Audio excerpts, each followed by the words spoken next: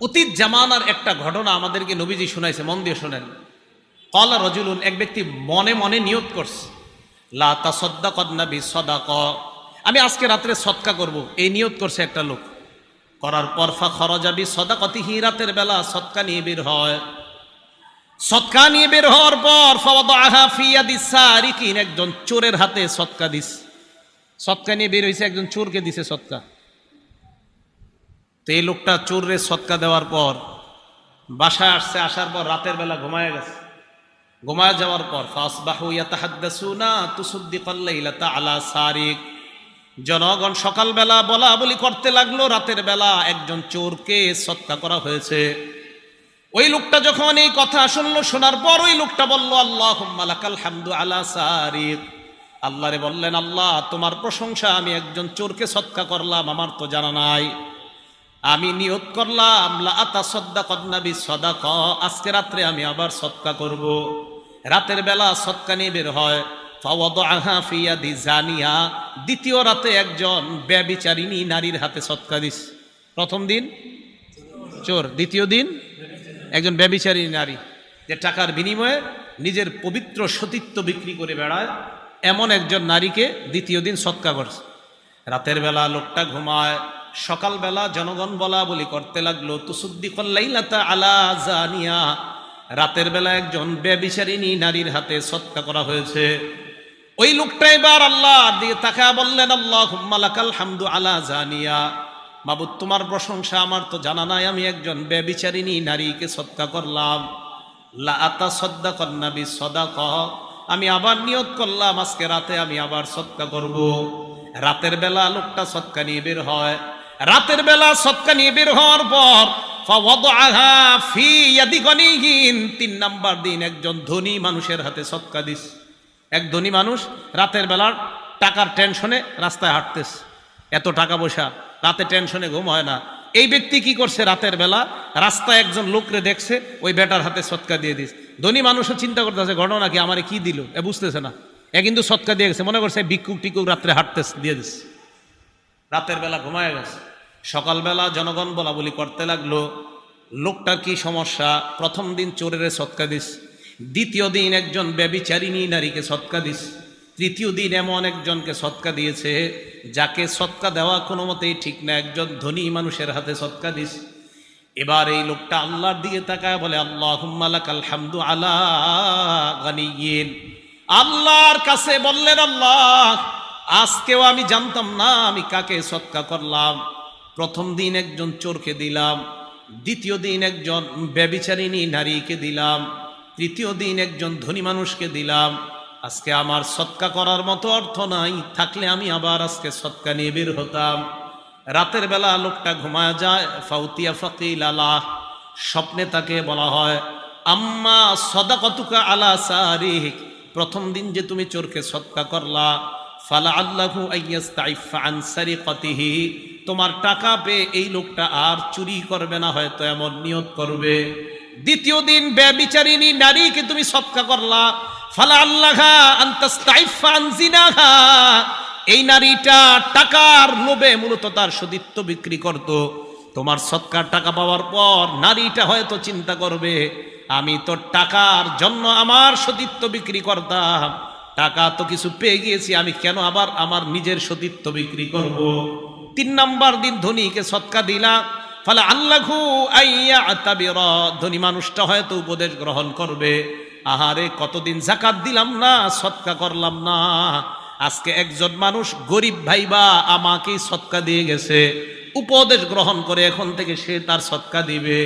স্বপ্নে জানায়া দেওয়া হয়, আমল আল্লাহর জন্য তুমি করেছিলা, কার কাছে দিয়েছ তোমার জানা নাই, আল্লাহ তোমার 3টা সদকা কবুল করে নিয়েছে।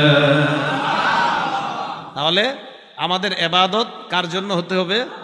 আল্লাহর জন্য পরিশুদ্ধ হতে হবে, তাহলে আল্লাহ কবুল করে নেবেন। আচ্ছা, বুখারী শরীফের আরেকটা হাদিস শোনায় আপনাদেরকে, এটা মজার হাদিস, হাদিস নাম্বার 1422, মানে আগেরটা ছিল 1421, এটা 1422। এই হাদিসের ঘটনাটা বাপ ছেলে দাদা, ছেলে বাবা দাদা, ছেলে বাবা দাদা, বাকি হাদিসের পুরো ঘটনাটা হবে বাপের আর ছেলের কেন্দ্র করে, বাকি দাদার নামটাও আসবে। দেখেন কি কয়, ছেলের নাম মান, মিম আইন নুন, মান, মান কি নাম? মান। বাপের নাম ইয়াজিদ, বাপের নাম ইয়াজিদ, দাদার নাম আখনাস। এই মান ইবনে ইয়াজিদ বলেন, বায়াতু রাসূলুল্লাহি সাল্লাল্লাহু আলাইহি ওয়াসাল্লাম আবি ওয়া জাদ্দি, আমি আল্লাহ নবীর হাতে বায়াত হলাম, আমার বাবা বায়াত হলেন, আমার দাদাও বায়াত হলেন।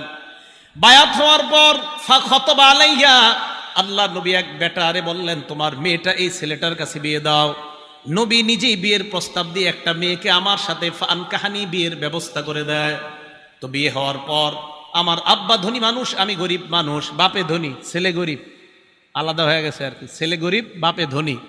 তো বাপে কি করছে, ওনার আব্বার নাম কি ইয়াজিদ, কানা আবি ইয়াজিদ আখরাজা দানারি ইয়াতাসাদ্দাকু বিহা, বাবা স্বর্ণ মুদ্রা নিয়ে বের হইছে সদকা করার জন্য গরিব মানুষরে। ফাওয়াদাহা ইনদা রাজুলিন ফিল মসজিদ, মসজিদে গেছে, যাওয়ার পর এক ব্যক্তির হাতে দিয়ে বলল, তুমি এক কাজ করবা, এই সদকাগুলা যাদেরকে যাদেরকে দেওয়া যায় তাদেরকে দিয়ে দিবা। স্বর্ণ মুদ্রা দিয়ে গেছে। ছেলে বলেন, ফাজিতুহু, আমি ওই ব্যক্তির কাছে গেলাম। কার কাছে?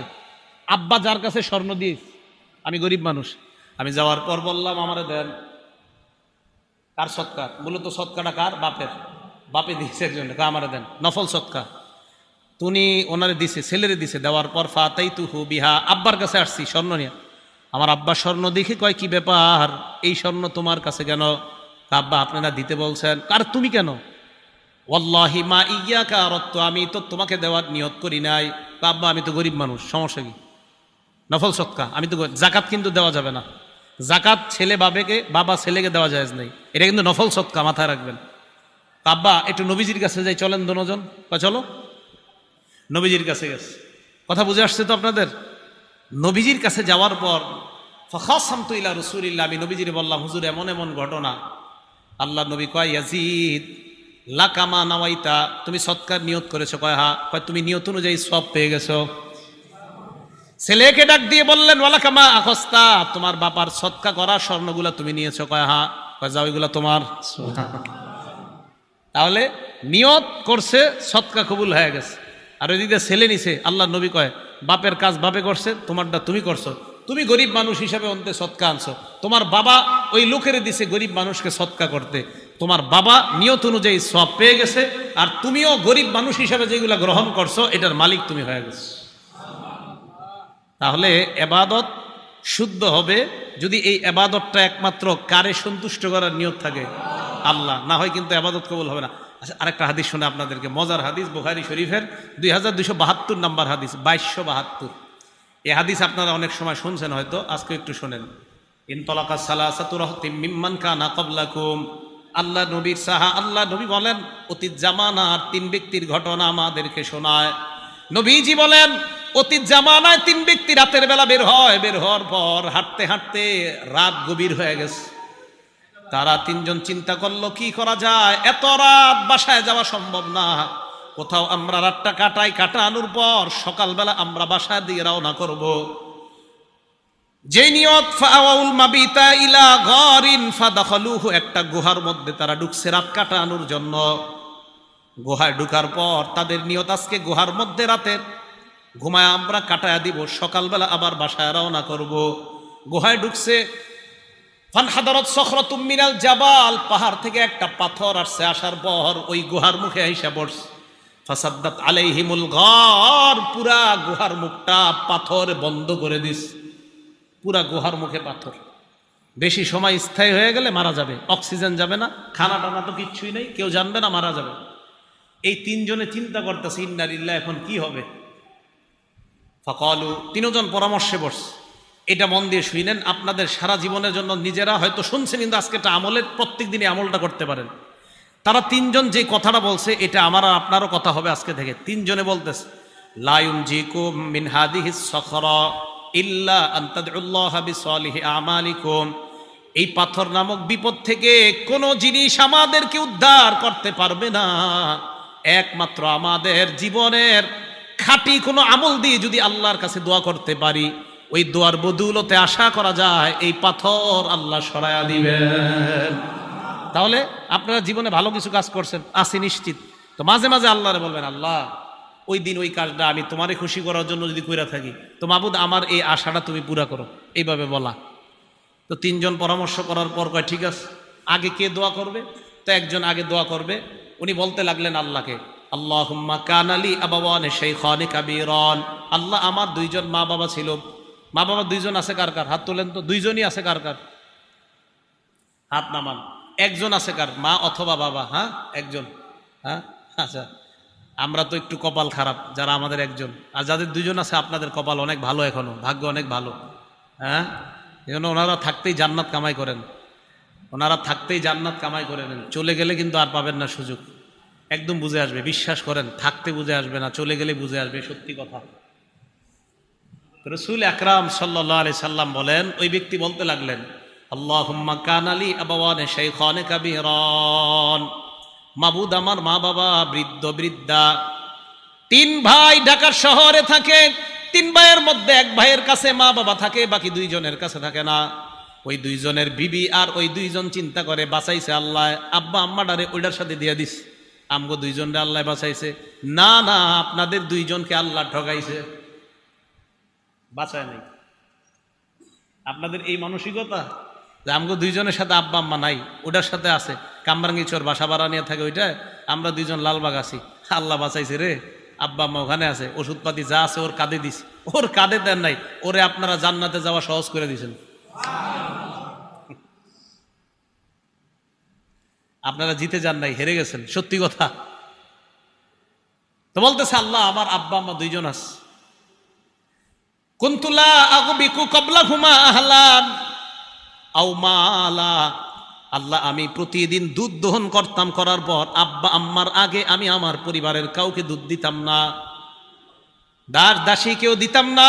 বাসায় আনার পর আগে আব্বা আম্মারে খাওয়াইতাম, এরপর অন্যদেরকে দিতাম।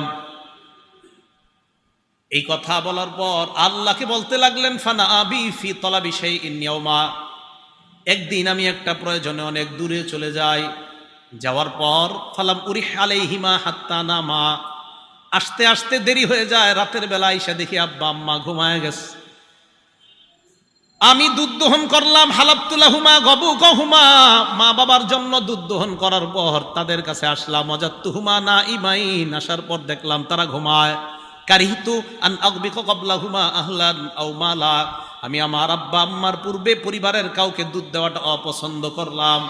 আমি চিন্তা করলাম কি করা যায়। ফালাবিস্তু ওয়াল কদাহু আলা ইয়াদাইয়া আনতাজিরু ইনতি ইস্তিকাজিহিমা, আমি সারা রাত মা বাবার সামনে দাঁড়ায় রইলাম, জাগ্রত হওয়ার অপেক্ষায় দুধের পেয়ালা আমার হাতের মধ্যে রাখলাম, দুই হাতের মধ্যে পেয়ালা নিয়ে আমি দাঁড়িয়ে রইলাম। হাত্তা বারাকাল ফাজরু, ফজরের সময় যখন হয়ে যায়, আব্বা আম্মা জাগ্রত হওয়ার পর সারিবা গবু কহুমা, আমার আব্বা আম্মা আমার থেকে দুধ নিয়ে দুধ পান করেছে। মাবুদ সারা রাত মা বাবার জন্য দাঁড়ায় ছিলাম। ইন কুনতু ফাআলতু যালিকা ইবতিগা ওয়াজহিক, আমি যদি এই কর্মটা তোমাকে খুশি করার জন্য করে থাকি আল্লাহ, ফাফাররিজ আন্না মিন হাদিহি সখরাতি মা নাহনু ফি, আমাদের এই গুহার মুখ থেকে তুমি পাথর সরায়া দাও। আল্লাহ নবী বলেন, এই দোয়া করার সাথে সাথে তিনজন গুহার মুখের দিকে তাকায়, তাকায় দেখে আস্তে আস্তে গুহার মুখ থেকে পাথরটা সরে যায়। নবীজি বলেন হালকা সরছে, লা ইস্তাতিউনাল খুরুজ, বের হতে পারে না, এতটুকু সরছে মানে ফাঁকা হয়েছে, একটু বাতাস টাতাস আসে, কিন্তু বের হতে পারবে না। এবার দ্বিতীয় জন দোয়া করতে লাগলেন, উনি বলতে লাগলেন, আল্লাহুম্মা কানাতলি বিনতু আম, আল্লাহ আমার একটা চাচাতো বোন ছিল, কানাত আহাব্বান নাসি ইলাইয়া, এই বোনটা অনেক সুন্দরী ছিল, আমার কাছে খুব প্রিয় ছিল। তো ফারাদতুহা আন নাফসিহা, আমি তার সাথে অপকর্ম করতে চাইলাম। নাউজুবিল্লাহ বলেন, আবার বলেন নাউজুবিল্লাহ। আমার একটা চাচাতো বোন ছিল এরকম। তো বলতেছে ফামতানাত মিন্নি, আমি আমার বোনটাকে বললাম তুমি আমার সাথে, অনেক ছোট ছোট বাচ্চারা আছে আপনারা বুঝে নেন। তো যাই হোক, এই প্রস্তাব দেওয়ার পর তখন আমার বোনটা রাজি হলো না। হাত্তা আলাম্মাত বিহা সানাতুম মিনাস সিনিনা, একবার কি হলো, 1 বছর দেশে দুর্ভিক্ষ লাগলো। এই দুর্ভিক্ষের কারণে আমার বোনের উপরে গজব লাগছে, মানে অভাব অনটন দেখা দিছে, টাকা পয়সার অভাব লাগছে। ফাজাআতনি, আমার কাছে আসছে, আইসা গো আমার কিছু টাকা পয়সা দিয়ে সাহায্য করো। ফাআতাইতুহা 20 ওয়া 100 দিনার, আমি তাকে 120 দিনার স্বর্ণ মুদ্রা দিলাম। আলা আন তুখাল্লিয়া বাইনি ওয়া বাইনা নাফসিহা, এই শর্তে আমার সাথে ওই কর্মটা করতে রাজি হতে হবে, বলেন নাউজুবিল্লাহ। ফাফালাত, সে রাজি হয়ে গেছে। রাজি হওয়ার পর হাত্তা ইদা কদারতু আলাইহা, আমি যখন পরিপূর্ণ সুযোগ গ্রহণ করলাম, করার পর আমি যখন তার সাথে এই অন্যায় কর্মটা করব, বোনটা আমার দিকে তাকায় কয় লা উহিল্লু লাকা হাত্তা তাফুদ্দাল খাতামা ইল্লা বিহাক্কি, আমার মোহর ভাঙ্গার অনুমতি আমি তোমাকে দিতে পারি না, তোমার জন্য বৈধ মনে করি না। তুমি চাইলেই অপকর্মটা করতে পারো, তবে আমার মোহর আছে একটা, ওই মোহর আনা দিয়ে কোনো পুরুষ এখনো আমাকে বৈধ করে নাই, তুমিও বৈধ করো নাই। তুমি যদি মোহর আনা পরিশোধ করে বৈধ করতে পারো, তাহলে এটা হবে বৈধতার শুরুত। অবৈধভাবে আমি তোমার জন্য এই কর্মটা অন্যায় মনে করতেছি। ওই ব্যক্তি বলেন ফাতাহাররাজতু মিনাল বুকুই আলাইহা, আমার বোন এটা বলার পর আমার মাঝে তোমার ভয় সৃষ্টি হয়ে যায়। আমি এই অন্যায় কর্মটা করা, তার সাথে করাটা গুনাহ মনে করলাম। ফানসরাফতু আনহা, সেখান থেকে আমি ফিরে গেলাম। ওয়া তারাক্তুল্লাযী, আমি যে স্বর্ণ আমার বোনকে দিয়েছিলাম এটাও বললাম। অপকর্মের তো প্রশ্ন আসে না, 120 দিনার স্বর্ণ তোমাকে দিয়েছিলাম, এটাও আমাকে ফেরত দিতে হবে না। আল্লাহ, আমি যদি তোমাকে খুশি করার জন্য সেদিন এই অন্যায় কর্ম থেকে ফিরে আসি আর এই টাকাগুলা মাফ করে দিছি, মাবুদ যদি তোমাকে খুশি করার জন্য হয়ে থাকে, আমাদের এই গুহার মুখ থেকে তুমি পাথর সরায়া দাও। নবীজি বলেন তারা তাকায় দেখে আস্তে আস্তে পাথরটা আর একটু সরে যায়, গয়রা আন্নাহুম লা ইস্তাতিউনাল খুরুজ, তবে বের হওয়ার মতো এখনো সরে না। সরস বাকি আছে কয়জন? এই একজন কয় আল্লাহুম্মা ইন্নী ইস্তাজারতু উজারা, আল্লাহ আমি শ্রমিক নিয়োগ দিয়েছিলাম কাজে, ফাআতাইতু আজরাহুম, শ্রমিকদেরকে তাদের পারিশ্রমিক দিয়ে দিয়েছি, গয়রা রাজুলিন ওয়াহিদ, একজন ছাড়া। এক ব্যক্তি তার পারিশ্রমিক না গিয়ে চলে গেছে, হাদিসে আসছে ওয়া তারাকাল্লাযী লাহু ওয়া যাহাবা, তার পারিশ্রমিক না নিয়ে সে চলে গেছে। আমি চিন্তা করলাম কি করা যায়, ফাসাম্মারতু আজরা, আমি তার পারিশ্রমিকটা ব্যবসায় খাটাইলাম। সুবহানাল্লাহ। এই যুগের গার্মেন্টস মালিকরা এটা করবে? আল্লাহ জানে, হয়তো করবে, আছে ভালো মালিক থাকতেও পারে। আমি তার টাকাটা ব্যবসা খাটাইলাম। খাটানোর পর ফাকাসুরাত মিনহুল আমওয়াল, প্রচুর সম্পদ হয়েছে এই টাকায়। ফাজা আলী বাদা হিনিন, কিছুদিন পর আমার কাছে আসছে। আসার পর কয় আদ্দি ইলাইয়া আজরি, আমার পারিশ্রমিক দাও। আমি তাকে মাঠের কাছে নিয়ে গেলাম, নিয়ে যাওয়ার পর মাঠের দিকে তাকে বললাম তুমি মাঠের দিকে তাকাও। তো মাঠে তাকাইছে, তাকানোর পর দেখে ওট, গরু, ছাগল, বেড়া, বকরি, দুম্বা, অনেক কিছু দেখা যায়। আর ওই জামানায় দাস দাসী এগুলাও দেখা যায়। ওই ব্যক্তি কয় আমাকে এইখানে কেন আনলা? শ্রমিককে মালিক জবাব দেয় কুল্লু শাইইম মা তারা মিনাল ইবলি ওয়াল বাকরি ওয়াল গনামি ওয়ার রাকিক, এই যে গরু, ছাগল, ওট আর দাস দাসী যা দেখো সব তোমার। সুবহানাল্লাহ। এখন কথাটা শোনেন, হাদিসের কথা। ওই লোক কয় কি আতাস্তাহজিউ বি, আপনি কি আমার সাথে উপহাস করেন, ঠাট্টা করেন নাকি? ওই লোক জবাব দেয় ওয়াল্লাহি লা আস্তাহজিউ বিকা, আল্লাহর কসম আমি ঠাট্টা করছি না, সব তোমার। সেদিন তোমাকে খুশি করার জন্য যদি করে থাকি, লোকটাকে সব আমি দিয়ে দিলাম। এই লোকটাও সব রেখে একটা কিছু রাখে নাই, সব নিয়ে গেছে। আমি যদি এই আমলটা তোমার জন্য করে থাকি, তুমি পাথরের এই পাহাড়ের মুখ থেকে পাথর সরায়া দাও। নবীজি বলেন তারা তাকায় দেখে পাহাড়ের ওই গুহার মুখ থেকে পাথর পরিপূর্ণভাবে সরে যায়। খরজুয়াম শুনা, বের হয়ে তারা হাঁটতে লাগলেন। এই হাদিস থেকে বোঝা যায় আমল যদি আল্লাহর জন্য করা হয়, আর ওইটাতেও যদি আল্লাহরে অভিমান, মাঝে মাঝে আপনি চিন্তা করেন যে ওইটারে যদি ইয়া করে দোয়া করা যায়, আল্লাহ আমি না ওইটা করছি আপনারে খুশি করার জন্য, মাবুদ গো আপনি কবুল করে নেন। তো এইভাবে যদি আল্লাহকে বলা যায়, আর এটা আসলে যদি আল্লাহর জন্য হয়, আল্লাহ দোয়া কবুল করে নেন। কথা কি বুঝে আসছে সবার? আরেকটা হাদিস শোনাই, তিরমিজি শরীফের 2325 নাম্বার হাদিস, 2325 নাম্বার হাদিস। এই হাদিসটা মুখস্থ করতে হবে সবার। কি করতে হবে? বলে না, কি করতে হবে? আরে হ্যাঁ, নবীজি মুখস্থ করাইছে সাহাবাদেরকে, তো আমি তো আপনাদেরকে মুখস্থ করাইতে হবে, নাহলে তো হবে না। এই হাদিস সাহাবাদেরকে নবীজি মুখস্থ করাইছে, তা আপনাদেরকে মুখস্থ না করাইলে তো হবে না। কি তৈরি আছেন তো? বাকি আশার বাণী হলো আপনাদের আরবিটা মুখস্থ করতে হবে না, বাংলাটা করলেই চলবে। ঠিক আছে তো? আরবিটা ওলামায়ে কেরাম ওনারা পারে, কিন্তু আপনারা যারা সাধারণ, আরবিটা দরকার নেই, আপনারা বাংলাটা। এখন আগে শোনেন হাদিসটা। নবীজি বলেন সালাসাতুন উকসিমু আলাইহিন্না, 3 ব্যক্তির ব্যাপারে তোমাদেরকে আমি শপথ করব। কয় ব্যক্তি? হ্যাঁ, এটা মুখস্থ করা লাগবে না, এটা তারপরে শোনেন খালি। এরপরে নবীজি বলে এই তিন ব্যক্তির কথা বলার পর আমি তোমাদেরকে একটা হাদিস বলবো, এই হাদিসটা সবাই মুখস্থ করবা। এখন আমিও আপনাদের সামনে তিন ব্যক্তির কথা প্রথমে বলবো, এরপর একটা হাদিস বলবো, এই হাদিস সবাই মুখস্থ করতে হবে। ঠিক আছে তো ইনশাআল্লাহ? নবীজি বলেন, এক নাম্বার, মা নাকস মালু আব্দিম মিন সাদাকা, সদকা করলে সম্পদ কমে না। সুবহানাল্লাহ। আল্লাহ নবী কয় আল্লাহর কসম, সদকা করলে সম্পদ কমে না। দুই নাম্বার নবী বলেন, মা যুলিমা আব্দুন মাজলিমাতান ফাসবারা আলাইহা ইল্লা যাদাহুল্লাহু ইজ্জা, আল্লাহর কসম কোন বান্দাকে যখন অত্যাচার করা হয়, জুলুম করা হয়, তার মর্যাদা আল্লাহ দিন দিন বৃদ্ধি করা হয়। এই হাদিসটা পড়ার পর আমাদের অনেক মুহতারামদেরকে নিয়ে আমি স্বপ্ন দেখতেছি, আমাদের অনেক শ্রদ্ধেয় ব্যক্তিত্বদেরকে নিয়ে স্বপ্ন দেখি, আর ডেলি আল্লাহর কাছে বলি, আল্লাহ আপনার নবী কসম খায়া বলছে, যারে যত বেশি জুলুম করা হবে তার মর্যাদা আপনি তত বাড়ান। আল্লাহ আল্লাহরে বলি কিছু কথা তখন দিল থেকে, কি বলি কোনো একদিন বলবো, কি বলি।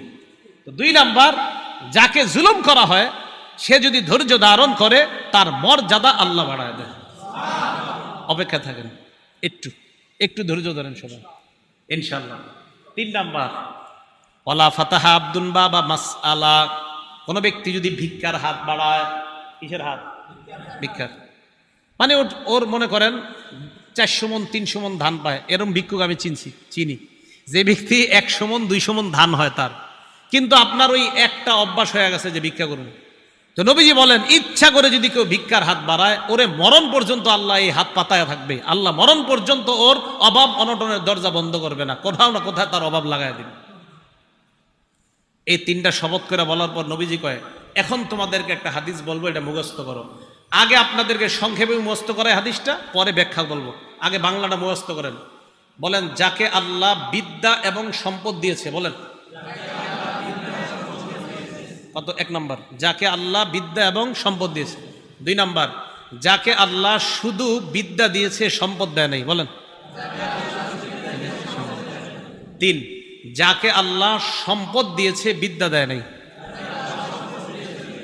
চার, যাকে আল্লাহ সম্পদও দেয় নাই, বিদ্যাও দেয় নাই। আচ্ছা, আমি আবার বলি, আপনারা এবার মন দিয়ে শোনেন, পরে আবার জিজ্ঞাসা করলে আপনারা বলবেন। এক নাম্বার, যাকে আল্লাহ বিদ্যা সম্পদ উভয়টা দিয়েছেন। দুই নাম্বার, যাকে আল্লাহ বিদ্যা দিয়েছেন, সম্পদ দেননি। তিন নাম্বার, যাকে আল্লাহ সম্পদ দিয়েছেন, বিদ্যা দেননি। চার নাম্বার, যাকে আল্লাহ সম্পদও দেননি, বিদ্যাও দেননি। এবার আপনারা বলবেন, আমি আঙ্গুল তুলছি, বলেন। এক নাম্বার, দুই নাম্বার, দুই নম্বর আপনি কি কইলেন? হ্যাঁ, দুই নাম্বার যাকে আল্লাহ, তিন নাম্বার, চার নাম্বার। মুখস্থ থাকবে সবার? মুখস্থ থাকলে এবার বিস্তারিত বলি, থাকবে তো ইনশাল্লাহ? হ্যাঁ, দেখেন, ক্বালা রাসূলুল্লাহি সাল্লাল্লাহু আলাইহি ওয়াসাল্লাম, ইন্নামাদ দুনিয়া লিআরবাতি নাফার, আল্লাহ নবী বলেন দুনিয়াতে মানুষ 4 প্রকার। জোরে বলেন, দুনিয়াতে মানুষ কয় প্রকার? এক নাম্বার, আব্দিন রাযাকাহুল্লাহু ইলমান ওয়া মালা, এক নাম্বার যাকে আল্লাহ সম্পদ দিয়েছেন, বিদ্যা দিয়েছেন। এক নাম্বার যাকে আল্লাহ সম্পদ দিয়েছেন, বিদ্যা দিয়েছেন, ফাহুয়া ইয়াত্তাকি ফীহি রাব্বা, ওই ব্যক্তি আল্লাহকে ভয় করে, কারণ তার কোরআন হাদিসের বিদ্যা আছে। কোরআন হাদিসের বিদ্যা থাকার কারণে আল্লাহকে ভয় করে। ওয়ায়াসিলু ফীহি রাহিমা, আল্লাহর জন্য ওই ব্যক্তি আত্মীয়তার সম্পর্ক রক্ষা করে। ওয়ায়ালামু আন্না লিল্লাহি ফীহি হাক্কা, টাকা আছে আর কোরআন হাদিসের বিদ্যা থাকার কারণে ওই ব্যক্তি বুঝে আমার এই সম্পদের মাঝে আল্লাহর হক আছে। তাহলে এক নাম্বার, যাকে আল্লাহ বিদ্যা দিয়েছেন, সম্পদ দিয়েছেন। কোন আলেমকে যদি আল্লাহ বিদ্যা দেয় এবং সম্পদ দেয়, ওই আলেম তার বিদ্যার মাধ্যমে তার সম্পদ কোথায় খরচ করতে হবে এটা তার জানা আছে। আল্লাহ নবী বলেন, ফাহুয়া বিআফজালিল মানাজিল, এই ব্যক্তি সবচাইতে শ্রেষ্ঠ মর্যাদাবান ব্যক্তি হয়ে যায়। সম্পদ আছে, টাকা আছে, কিন্তু সঠিকভাবে খরচ করে, এই ব্যক্তি শ্রেষ্ঠ ব্যক্তি। দুই, ও আব্দিন রাযাকাহুল্লাহু ইলমান ওয়া লাম ইয়ারযুকহু মালা, দুই নাম্বার যাকে আল্লাহ বিদ্যা দিছে, সম্পদ দেয় নাই। এমন অনেক আলেম আছে, আলেমদের মধ্যে 90% মাশাআল্লাহ আলেম, খুব ভালো আলেম, এলেম আছে, কিন্তু টাকা নাই, আছে না? মসজিদের ইমাম সাহেবদের এদিকে বেতন কেমন দেন তা তো জানি না আমি, চিন্তা করে এই জায়গায় বেতন যত কম দেওয়া যায়, হ্যাঁ, এই চিন্তা চেতনা। ওলামায়ে কেরামকে মর্যাদা দিছে আল্লাহ, আপনারা দেন না কেন?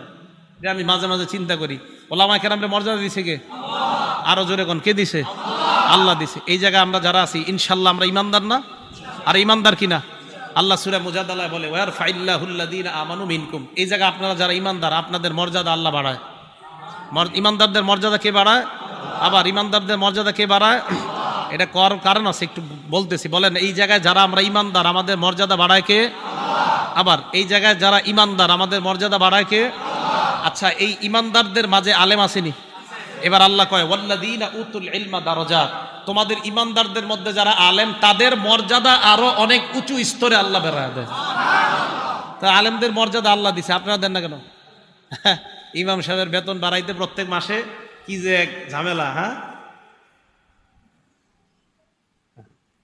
তাহলে ইমাম সাহেবের বেতন বাড়াইতে গেলে একটা পুরা মিটিং বসে, সপ্তাহব্যাপী মিটিং হয় না। 500, 1000 কি করে? আরে 500 বাড়াও, 1000 এটা ঠিক না, 500 বাড়াও, 500ই তো হয়, 1000 কেমনে বাড়ায়?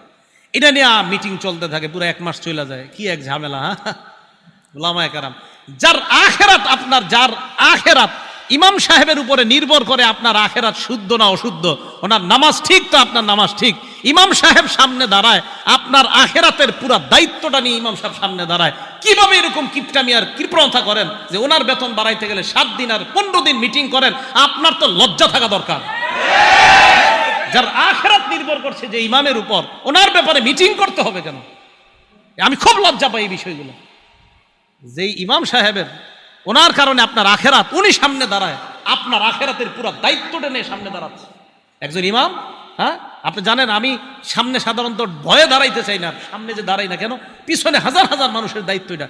কিন্তু আমি মাঝে মাঝে ইমামদেরকে নিয়ে চিন্তা করি, একজন ইমাম কতগুলো মানুষের আখেরাতের দায়িত্ব নিয়ে সামনে দাঁড়ায়। ওনার ক্ষেত্রে মুসল্লিদের মধ্যে আমরা কি পরিমাণ চিন্তা চেতনা আর যে কত টেনশন ইমাম রে নিয়া, নাউজুবিল্লাহি মিন যালিক। বলেন ইমামদেরকে সম্মান করবো তো ইনশাআল্লাহ? সম্মান করেন। সম্মান কেন সম্মান করবেন জানেন? ইমাম যেই জায়গায় দাঁড়ায় ওই জায়গায় দাঁড়ায় নবীজি ইমামতি করতেন। হ্যাঁ বলেন, ইমাম যেই জায়গায় দাঁড়ায় সেখানে দাঁড়ায় ইমামতি কে করতেন? আবার বলেন, যেই জায়গায় ইমাম সাহেব দাঁড়ায় ওখানে দাঁড়ায় ইমামতি কে করতেন? ঠিক আছে, সম্মান আরো কমানো না। যদি বুঝলেন তো ভালো কথা, না বুঝলে আর বোঝানো যাবে না। নবীজি যেখানে দাঁড়িয়ে নামাজ পড়াইতেন সেখানে ইমাম দাঁড়ায় নামাজ পড়ায়। আবার বলছি, নবীজি যেখানে দাঁড়িয়ে নামাজ পড়াইতেন এখানে ইমাম দাঁড়িয়ে নামাজ পড়ায়। তো ওনার সম্মান কিভাবে দিবেন আমি আর বুঝাইতে পারছি না, শুধু একটুকুই বললাম। যেখানে নবীজি দাঁড়িয়ে নামাজ আদায় করতেন, যেখানে নবীজি দাঁড়িয়ে সাহাবাদেরকে নামাজ পড়াইতেন, সেই জায়গাগুলোতে আল্লাহ তার নির্বাচিত বান্দাদেরকে দাঁড় করাচ্ছে। নবীওয়ালা দায়িত্বটা তার মাধ্যমে আল্লাহ পূরণ করতেছে। এখন তার সম্মান কিভাবে দিবেন আমি আর কিছু বলবো না, শুধু একটা কথা বলে গেলাম যে নবীজি যেই জায়গায় দাঁড়াইতেন সেখানে ওই ইমাম দাঁড়াচ্ছে, তার মর্যাদা কিভাবে দিবেন আপনারা চিন্তা করবেন। নবীজির মহব্বত করেন না সবাই? বোঝা যাবে করেন কিনা। আসেন, 1 নাম্বার, যাকে আল্লাহ সম্পদ দিছে, বিদ্যা দিছে, মনে আছে তো? 2 নাম্বার, ওলামায়ে কেরাম, এলেম আছে, সম্পদ নাই। এলেম আছে, সম্পদ নাই। তো উনি চিন্তা করে, আল্লাহ আমার যদি সম্পদ থাকতো, লাবিল তো মিসলা আমালি ফুলান, আমিও তার মতো দান করতাম। আমার সম্পদ নাই তাই আমি দান করি না, যদি থাকতো আমি তার মতো দান করতাম। আল্লাহ নবী বলেন ফাজরুহুমা সাওয়া, প্রথম ব্যক্তি যেমন দুনিয়ার শ্রেষ্ঠ বান্দা, দ্বিতীয় ব্যক্তিও আল্লাহর কাছে ওই প্রথম ব্যক্তির মতো শ্রেষ্ঠ হয়ে যায়। দ্বিতীয় জনের টাকা পয়সা দান না করে প্রথম জনের মতোই নিয়ত। এবার 3 নাম্বার কে জানি? যাকে আল্লাহ সম্পদ দিছে, বিদ্যা দেয় নাই। আব্দিন রাযাকাহুল্লাহু মালাম নালাম ইয়ারযুকহু ইলমা, যাকে আল্লাহ সম্পদ দিয়েছে বিদ্যা দেয় নাই, এই ব্যক্তি এবার সম্পদ কি করে? ফাহুয়া ইয়াখবিতু ফি মালিহি, তার সম্পদ যেমনি ইচ্ছে এমনি খরচ করে। ভারত পাকিস্তানের খেলার সময় 1 কোটি টাকা বাজি নেয়, জুয়া খেলে, তাস খেলে, ইত্যাদি খেলার মধ্যে তার টাকা নষ্ট করে। আলেমদের কাছে মাসালা জিজ্ঞাসা করে না, টাকা যেমনি মন চায় এইভাবে খরচ করে। আল্লাহ নবী বলেন ফাহুয়া বিআখবাসিল মানাজিল, এই লোকটা সবচেয়ে নিকৃষ্ট। বলেন নাউজুবিল্লাহ। 4 নাম্বার, যাকে আল্লাহ সম্পদ দেয় নাই, বিদ্যা দেয় নাই, পোড়া কপাল, সম্পদ নাই, বিদ্যাও নাই, এই ব্যক্তি নিয়ত করে আমার যদি টাকা থাকতো লামিল তুমি ইস্তামালি ফুলান, ওই ব্যক্তির মতো আমিও 42 ইঞ্চি একটা টিভি কিনতাম। নিয়ত করে, টাকা নাই কিন্তু নিয়ত করে, আরে আজকে আমার থাকলে বুঝাই দিতাম, আপনি এই শোরুম থেকে টিভিটা নিতেছেন, আমার থাকলে আমিও বুঝাইতাম। এর এইরকম নিয়ত। নবীজি বলেন ফাবিজরুহুমা সাওয়া, শেষ 2 জনের মাকাম এক। শেষ দুইজনের মাকাম এক, শেষ দুইজন নিকৃষ্ট বান্দা, প্রথম দুইজন উৎকৃষ্ট বান্দা, শেষ দুইজন নিকৃষ্ট বান্দা। সবার মনে থাকবে তো এটা? তাহলে এটা নবী সব সাহাবাদেরকে মুখস্থ করাইছে এই হাদিসটা। এক নাম্বার যাকে বিদ্যা, এলেম, বিদ্যা আর সম্পদ দিছে। দুই নাম্বার যাকে আল্লাহ এলেম দিছে, সম্পদ দেয় নাই। তিন নাম্বার যাকে আল্লাহ সম্পদ দিছে, এলেম দেয় নাই। চার নাম্বার যাকে এলেমও দেয় নাই, সম্পদও দেয় নাই। প্রথম দুইজন শ্রেষ্ঠ, শেষের দুইজন নিকৃষ্ট। আল্লাহ শেষ দুইজন থেকে হেফাজত করেন, প্রথম দুইজনের অন্তর্ভুক্ত হওয়ার তৌফিক দান। মনে থাকবে তো ইনশাআল্লাহ?